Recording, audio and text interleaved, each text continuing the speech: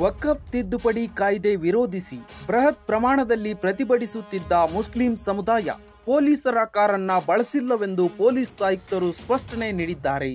ಈ ಕುರಿತು ಸಾಮಾಜಿಕ ಜಾಲತಾಣದಲ್ಲಿ ಹಾಗೆ ದೃಶ್ಯ ಮಾಧ್ಯಮಗಳಲ್ಲಿ ಪ್ರಸಾರ ಮಾಡಲಾಗಿದ್ದ ಮಾಹಿತಿ ಸುಳ್ಳು ಎಂದು ಮಂಗಳೂರು ನಗರ ಪೊಲೀಸ್ ಆಯುಕ್ತರು ವಿವರಣೆ ನೀಡಿದ್ದು, ಏಪ್ರಿಲ್ 18ರಂದು ನಡೆದ ವಕ್ಫ್ ಕಾಯ್ದೆ ತಿದ್ದುಪಡಿ ವಿರೋಧಿಸಿ ನಡೆಯುತ್ತಿದ್ದಂತ ಸಂದರ್ಭದಲ್ಲಿ ಬಂದೋಬಸ್ತಿನಲ್ಲಿದ್ದ ಎಸಿಪಿ ಕಾರ್ಯಕ್ರಮ ಮುಗಿದ ಬಳಿಕ ಮಂಗಳೂರು ಕಡೆಗೆ ತೆರಳುವ ಸಂಚಾರ ನಿಯಂತ್ರಣ ಕರ್ತವ್ಯದಲ್ಲಿದ್ರು.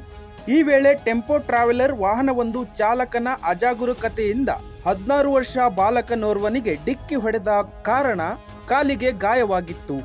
ಈ ಸಂದರ್ಭದಲ್ಲಿ ಮಹಿಳಾ ಪೊಲೀಸ್ ಸಿಬ್ಬಂದಿ ಹಾಗೂ ಗಾಯಾಳುವಿನ ಕಡೆಯವರು ಕಾರನ್ನ ನಿಲ್ಲಿಸಿ ಗಾಯಾಳುವನ್ನ ಚಿಕಿತ್ಸೆಗಾಗಿ ಎಸಿಪಿ ಅವರು ಇದ್ದಂತಹ ಕಾರಿನಲ್ಲಿ ಕಳುಹಿಸಿಕೊಟ್ಟಿದ್ದು, ಗಾಯಾಳುವನ್ನ ಖಾಸಗಿ ಆಸ್ಪತ್ರೆಗೆ ದಾಖಲಿಸಿ ಚಿಕಿತ್ಸೆಯನ್ನ ನೀಡಲಾಗಿದೆ.